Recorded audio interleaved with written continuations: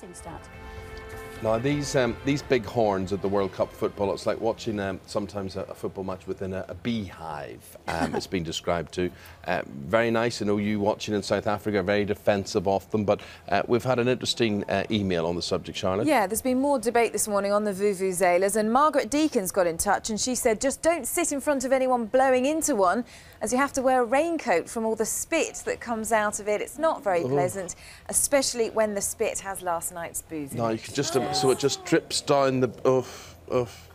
dear. I was hearing a warning, actually. They pass around germs if you've got flu or something and you blow on. So I wouldn't recommend it. And you think, as regards Robert Green, it may have been a contributing factor? Renee has tweeted saying, stick with Green, don't start overreacting, just blame it on the vuvuzela. What do you think of the atmosphere these horns create, Lucy? Well, it's divided, isn't it? I guess the South African fans are quite into it. I did see a Facebook status last week saying we shouldn't have given South Africa the horn. Took me a while to work that one out. Well, I like them. Yes, I had an answer to that, Lucy, but I think you should just give us the web. Thank you very much indeed. We're going to get a rundown of what else is happening news-wise now from Charlotte. Trouble at the World Cup, but not from supporters. Thanks, Eamon. No, armed police in South Africa have fired tear gas and rubber bullets. It's at a crowd of demonstrators in Durban. Hundreds of security stewards had gathered at the city's World Cup stadium. It was all about protesting against... Very interesting, because at 8:30 this morning I'm going to be talking to Lord Young, who's charged with heading this review, and we'll be talking about his approach to all of this. So if you have any concerns about health and safety, and you've been getting Twitters and emails on this already, what have you got? Lots of people getting in touch about this morning. I think Ken in London probably sums up what most people are saying this morning. He says, ditch them.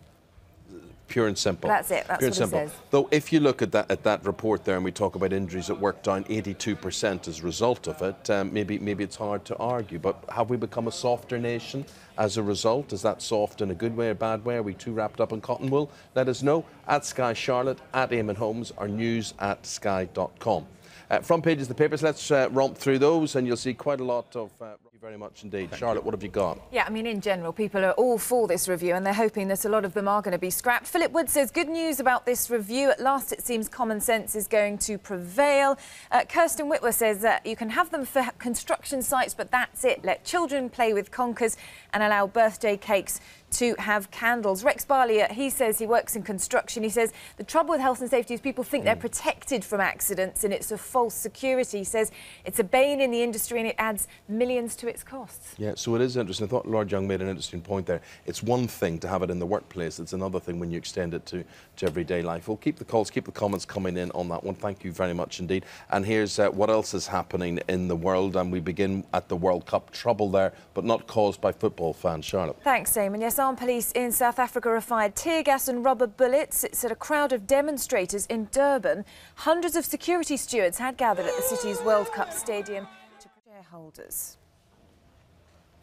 Princes William and Harry arrive in Botswana later today at the start of their first joint overseas 24 Tears for Fears. Here to talk about it, Capital Radio's, Capital FM's showbiz correspondent, Mr. Kevin Hughes. Is it there because it is the Tears for Fears song and they've done all the hard work, or is it there because of the popularity of Dizzy and James Corden? I think it's there because of Simon Cowell getting it right, getting everything right about this song. Apparently Simon Cowell wanted to mash up Tears for Fears with, it's an R&B record from '97 by a group called Blackstreet. So they've mashed this song together. Apparently he's had this idea for years.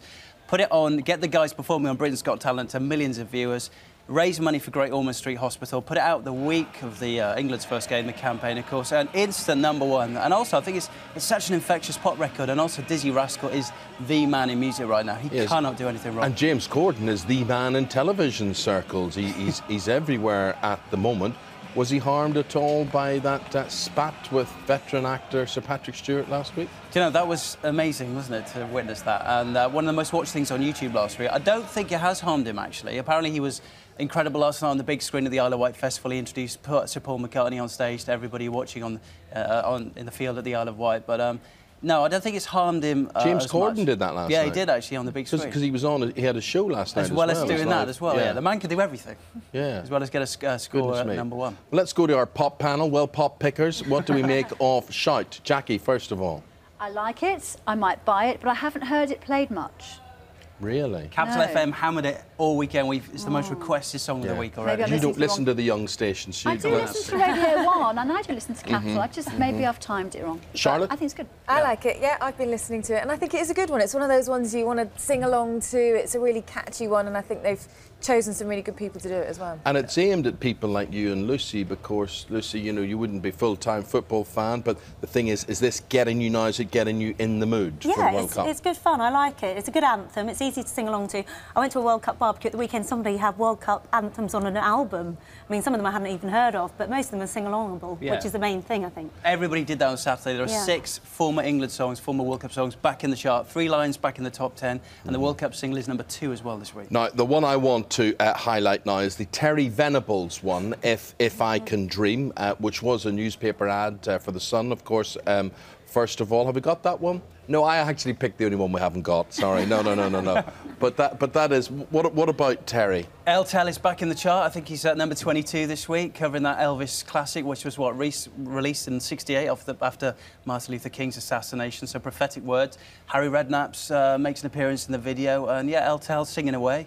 Again, one of 6 or 7 songs like England, New Order, 3 lines, all back in the chart. This is going to dominate the chart for the next 7 to 7 You don't really months. have to look at these things for the music value. I mean, it's their panto value, really, and their occasion, and the fact for a month or so we can all be a wee bit irresponsible and forget our cares and our worries and our woes. A bit of fun. Eamon, where is your World Cup single? That is what I want to know. Where is it? We could be the backing singers. Yeah, for Rob Green. You Need Hands. What about that?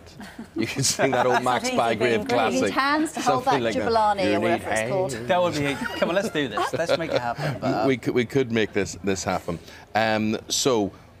The whole football, that you say there's 6 World Cup tunes in general in there. And what else is happening in the world of music, World Cup aside, that we need to be thinking about at the moment? Well, it's interesting. I noticed that there's a lot of coverage in the press today on the Isle of Wight Festival. Rave reviews for most of the performances, including Sir Paul McCartney, who headlined last night. Pink made this incredible entrance, dropping 100 feet from a crane above the crowd. To me, that sets the benchmark. Next concert I want to go to, I want to see an entrance like that. I did go and see Leona Lewis and Bon Jovi at the O2 at the weekend. They didn't deliver that, but both actually did some amazing shows. So Leona's back at the O2 tonight, so we're going to see. Yeah, excellent, very good. And as for Vuvuzelas, or whatever, the big horns, anyway, Volvos, whatever they're called, what have you got in those? Well, yeah, more debate this morning about whether they're annoying, you know, what the value of them is if they detract from the game. Lindsay Rogers in Cape Town making the point that they've actually been banned at cricket games by the ICC, and they say they're singularly the most annoying thing. Footy fans like him, he says, will be fed up to the back teeth of them, especially after 4 weeks of the racket. But Joe in South Africa says we challenge Eamon to try to blow a vuvuzela on his show, because they're saying you're criticising something you haven't even tried and you should experience it first. I don't want to try it. I don't want to try big drums that the England supporters carry about with them. I just want to watch football. I don't want all this clatter around me. Peace and quiet. Bit of peace and quiet. Swarm of bees. As regards the sports headlines, what's the latest on Ledley King? He's probably out of the World Cup. We haven't had complete confirmation, but he is so badly injured that with a groin injury that he picked up in that match against the USA that we think probably 3 weeks is going to be out for, and that would rule him out for the rest of the World Cup. And loads of tweets this morning, people backing Rob Green or calling for Joe Hart. OK, and as regards the weather, Lucy, what can we look forward to there? We can look forward to things improving over the next few days, more and more sunshine.